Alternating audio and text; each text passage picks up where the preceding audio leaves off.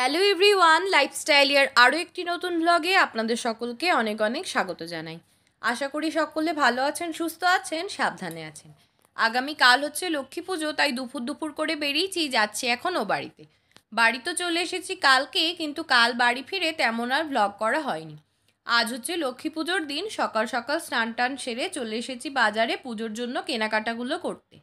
প্রথমে দশকর্মার বাজার, ফলমূল যা যা নেওয়া সেগুলো নেওয়া হয়ে গিয়েছে। আর যে ঠাকুরটা নেব সেটিও নিয়ে দোকানেই রেখে এসেছি। এখন চলে এসেছি মিষ্টির দোকানে, এখান থেকে মিষ্টি দই যা যা নেওয়া নিয়ে চলুন ওই ঠাকুরের দোকানে যাই। সমস্ত কিছু বাজার করা মোটামুটি হয়ে গিয়েছে। আর এই যে এই ঠাকুরটাই নিয়েছি, এখন ঠাকুরের মুখটা ভালো মতো করে বেঁধে দিচ্ছেন। চলুন এখন নিয়ে বাড়ি যাই। বাড়ি চলে এসেছি আর এখন বেলা 3টে সাড়ে 3টে মতো বেজে গিয়েছে। ফ্রেশ হয়ে চলে এসেছি উপরে ঠাকুর ঘরে। আর প্রথমে এসে আগে ঠাকুরের আলপনাটা দিয়ে নিয়েছি, যেহেতু আলপনাটা শোকাতে বেশ অনেকখানি সময় লেগে যাবে।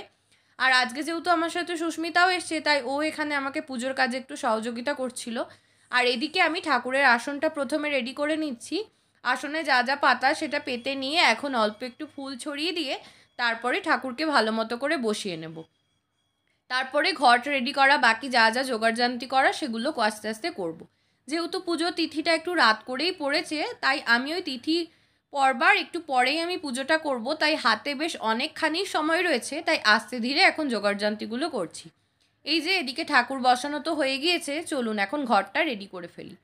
ঠাকুরের পুজোর জন্য যা যা বাসনপত্র লাগবে সেটা তো গতকাল সন্ধে দেওয়ার সময় বার করে পরিষ্কার করে রাখা ছিল, সেগুলো এখন নিয়ে একটা একটা করে রেডি করছি। এই যে ঘট রেডি করা মোটামুটি হয়ে গেছে, এখন ঘটে যা যা দেব সেগুলো এখন সমস্ত কিছু সিঁদুর লাগিয়ে এই যে ঘট বসিয়েও ফেলেছি। এখন চলুন বাকি জিনিসগুলো রেডি করে ফেলি। এই যে পুজোর জিনিসগুলো মোটামুটি রেডি করা হয়ে গেছে। আর এই যে এই হচ্ছে তালের ফোঁপড়, এটা সবসময় এখানে যখন পুজো হয় তখন সবসময় এটা দেওয়া যায়, কিন্তু ওখানে যখন পুজো টুজো হয় লক্ষ্মী পুজো, তখন কোনো সময় এই তালের ফোঁপড় অ্যাভেলেবেল থাকে না বলে তখন আর এটা দিতে পারি না। যাই হোক, এই যে আমার জোগাড়জান্তি করা মোটামুটি হয়ে গিয়েছে, এখন এই জিনিসগুলো সমস্ত কিছু ঠাকুরের সামনে নিয়ে চলুন এখন পুজোটা সেরে ফেলি। পুজো করা হয়ে গেছে, এখন নিজের মতো করে একটু পাঁচালি পরে আরতি করে চলে এসেছি এখন নিচে। রাত্রেবেলার জন্য এখানে বানাচ্ছি লুচি, আর সাথে বানানো রয়েছে কুমড়োর তরকারি, সাথে রয়েছে সুজি। যাই হোক, চলুন এরপরে খাওয়া দাওয়া করবো। আর এই ভ্লগটাও এখানে শেষ করছি। ভ্লগটা আপনাদের কেমন লাগলো অবশ্যই কমেন্ট করে জানাবেন, আর ভালো লাগলে একটি লাইক করবেন। সকলে ভালো থাকবেন, সুস্থ থাকবেন, সাবধানে থাকবেন। দেখা হচ্ছে আপনাদের সাথে খুব শিগগিরই পরবর্তী একটি ভ্লগে। টাটা।